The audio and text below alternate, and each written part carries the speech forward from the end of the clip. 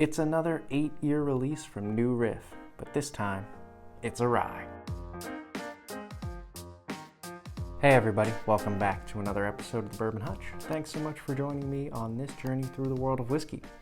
So, just a few months ago, New Riff released their 8-year-old bourbon.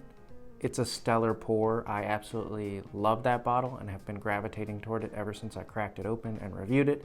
And now they've come out with their 8-year-old rye. It's a brand new release. I was actually able to get it at the distillery the day it dropped. And I was very excited because that 8-year-old bottle, the bourbon, is so good. And New Riff just seems to kill it, and their ryes are pretty dang good too. So really excited to dive in here and see how well it holds up and if it continues the trend of great releases from this craft distillery. Again, it's 8 years old, so that's important to remember. Stat-wise, it's 100 proof. Almost everything New Riff does is 100 proof and bottled in bond. I actually don't know if this is bottled in bond. It might not be, but it is 100 proof. And then mash bill-wise, it is 95% rye and 5% malted barley. So definitely leaning into that high rye mash bill. Again, excited to dive in. New Riff tends to crush it with their ryes. So let's see how good this is. It's available for around $70 MSRP. So relatively fair price point for an older rye whiskey from a smaller distillery. Though they're certainly not small fish in the pond anymore. They've got quite the reach these days. All right, let's dive in on the nose palate and finish and see how good this is and if it's worth your time and attention.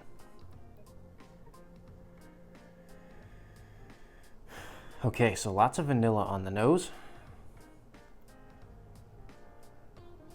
Ooh, rye kick, little astringency,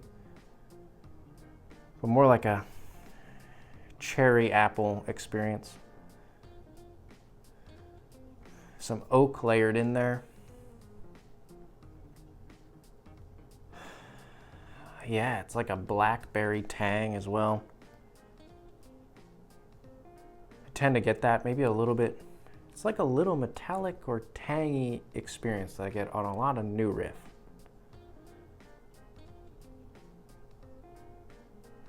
Cherry, definitely.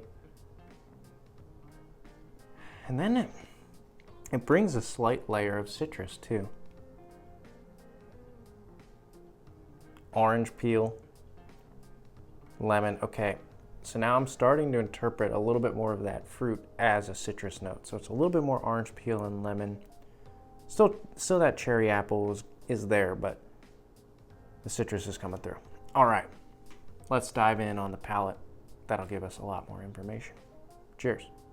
But the nose is quite good. Anyway, cheers.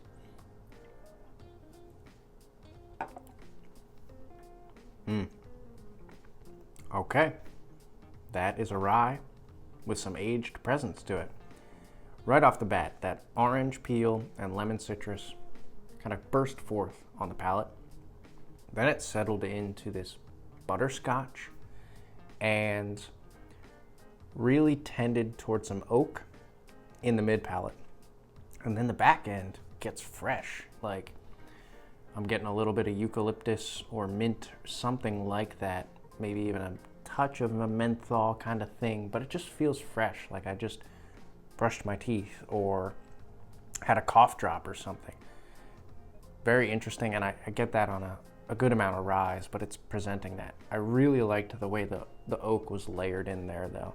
I haven't tasted that as much on other New Riff ryes because they're younger. So getting to that 8-year mark definitely layers in some depth. All right, now that it's on the palate, let's go in for a second sip and we'll see if we can pick out some more flavors. Cheers.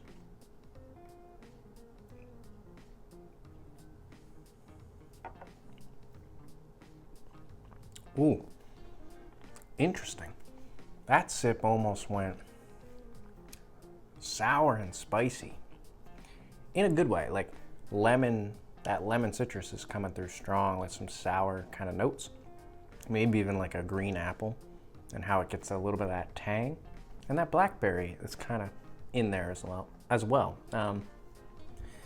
But the spice, that just gave me a big burst of rye, spice, and baking spices. Definitely tingling on the palate and kind of the side of the cheeks and stuff like that. It's letting you know that it's got some rye pop to it. Overall, I'm enjoying this. What we're gonna do now is go in for a third sip. We'll really evaluate the finish in particular and then the whiskey overall. Let me just get a quick sip of water though. Yeah, all right, let's dive in for the third sip. Kind of an interesting thing though, I found that I've started to take some sips of water between drinking a bourbon just to cleanse my palate and go in fresh. You ever do that, and does that ever change or elevate your experience at all? Just curious to know what other people do. Anyway, let's go in for the third sip and see how this all shapes up. Cheers.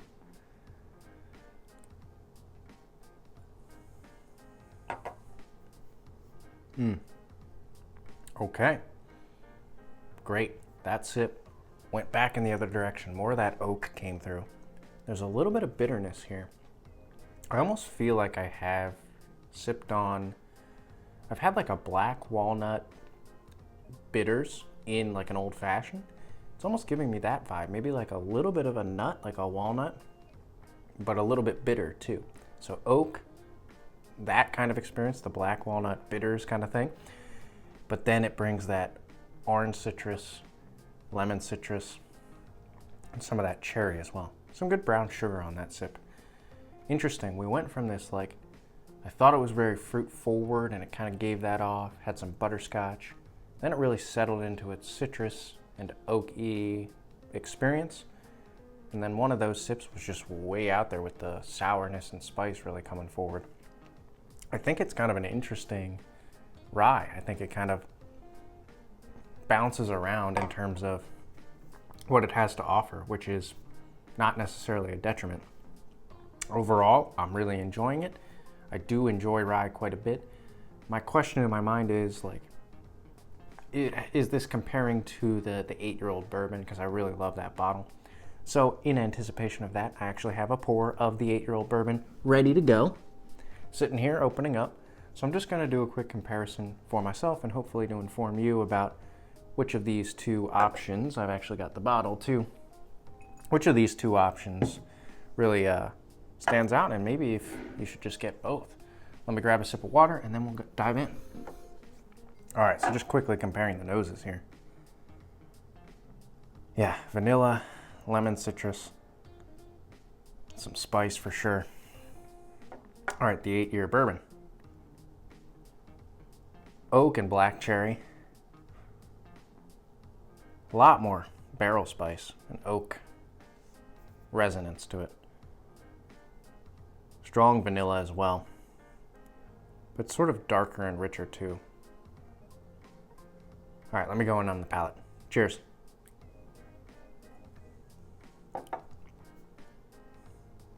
Yeah, that's woody, that's oaky. That is definitely barrel spicy too.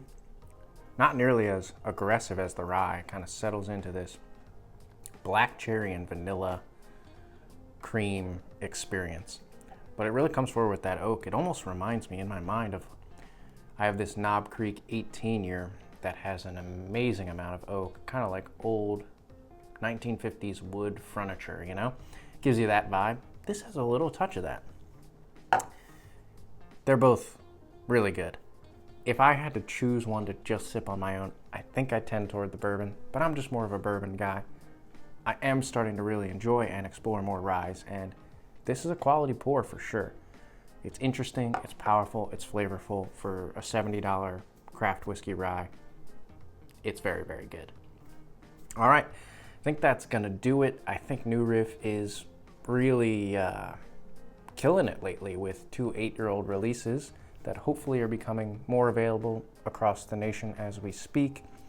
But these are just great bottles to have. Great standard 8-year-old presence to them from a distillery that's already shown some great stuff at 4 to 5 years old, and now at 8 years old, they're really showing off, and it's great stuff.